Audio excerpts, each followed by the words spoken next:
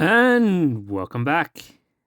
So, it's been a mix of a busy and quiet month for me. Quite busy because I've got all these Gen Con models to paint and assemble. I've currently decided to rebase my whole red chapel on these pre-made cobblestones. As it's a smaller keyword, it's not as price prohibited as some of the larger ones where I'd rather just make the cobblestones to base them on. But that's a different matter. We're also redesigning the colours as there's a lot more now, so my original 7 bells in the rainbow doesn't quite work, but I think I've got a plan going, so we'll see how that comes out. Also, in Hobby Projects, I got my new terrain. Hopefully when that's finished, I'll do a video on the new Malifaux board separately. But finally got to try it out over the weekend. Very good. As I'm sure most people know, the new rules really require you to have some height on the board, and this gives me that much needed height for the game to operate as sort of it intends to. But on that, while I paint anyway, games this month. Now, there wasn't much. It was a very quiet month for games in me. I managed to get one game last Friday, the night before the tournament, which was good because it was the first chance I had to play Karai, which I soloed into the tournament. Now, soloing, like, pretty much one list, maybe not the best method, but I didn't have any practice with the other version, so I made my choice. I cook Envoy of the Court because I really like the movement shenanigans on the crew card, and boy howdy, they can move. You know, like one of my uniques is just going to grab a minion and they're going to fly across the table. It's kind of funny. But on that regard, I'll just look up some notes. So round 1. So versing Masaki. Quite interesting. First time I'd come up against her in this edition. So actually, no, I think it's the first time I came up against all these masters in this edition. This was a wedge. Oh, what was the strategy again? Let me just try and bring it up. Oh, evidence, yep. This one, obviously, Masaki wanted to come and murder my face, and I wanted Akiryu to go and murder his face. I did originally take Breakthrough, thinking I could just force one of my minions straight through his line. Did not work out, which cost me in scheme points in the long term, unfortunately. On strategy, I believe we were fairly even, as the big murder pit in the center of the board sort of came out. He eventually did manage to kill Akiryu, this being the version I can't resummon, but we were still able to do a lot of damage with the rest of our crew. Now, interestingly, I don't know how this works in the way of playing. I didn't do much summoning in 2 of these games with Karai. And this first one, mainly because I didn't want to summon things that would drop heads. And I always generally had good targets for Karai to shoot and force my other allies to make shots against them, make melee attacks. I really like the way she just you send spirits in and you just gang up on them and murder everything. But that one came out at a loss at 8-5. Obviously, his way, it was a loss. Our second round, going into Plant Explosives against Lucius. This is where I did manage to start getting my movement shenanigans down. Karai caking a Gwison into his deployment zone in corners, I might add. So it was quite the distance to go. Start of second turn. However, he kept obeying my minions to pick the bombs back up, which was kind of frustrating. But in the long term, we ended up just putting down so many bombs he couldn't compete with it.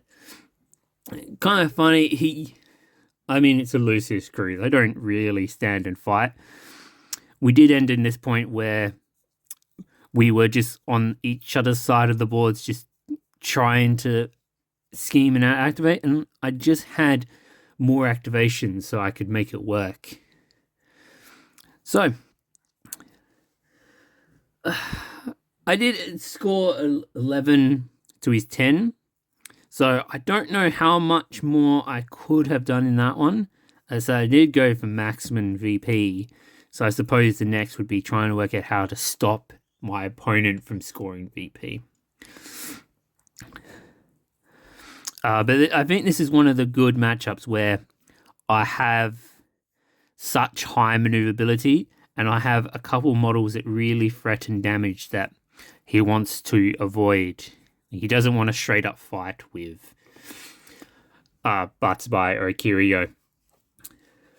That said, Agent 46 did murder Akirio start of second turn, as I didn't realize he had Ruthless. Otherwise, I wouldn't have left her so close to him. As though with his movement shenanigans, he probably could have somehow teleported and got to her. So I don't know how much I could have done about that. But it was quite a loss losing her so early for what's really a pointless fight. I would have made it a lot harder if I knew, as I said. But we live and learn. This, as I said, now my third game with Karai. So, as I said, we got a lot to learn. Finally, going into last round, up against our local state champ, feels like somewhat of a death sentence. Probably a bad attitude to go into it. At least as though the guy is extremely good. He's not a sore winner, so he's still pleasant to play against, which could certainly be worse in some more competitive communities. But yeah, that was a border dispute against Castor. Returned. So I stuffed up early on what I sent. My plan was to send Akirio and Batsubai to sort of start killing his minions and trying to stall him from moving his markers. This turned out to be a grave mistake. I think this is a clear case of not realizing who has the beatdown. I really should have been trying to play my high maneuverability.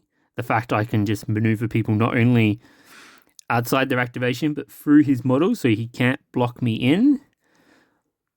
I think really would have been a better game plan. Instead, I lost an important model early on.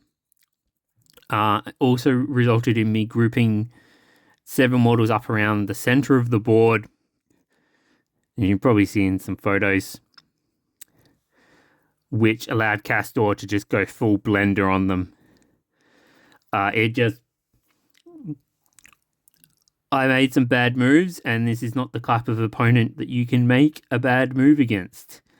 I'm not saying... I don't mean to demean his input in the game. I have played close games against him before. I don't think I've ever beaten him. all I really want to put in is I think I went in with bad attitude. The fact it's the last game of the day, so you're tired, you're exhausted, you're sort of just letting things happen. I just think I could have played such a better game and had I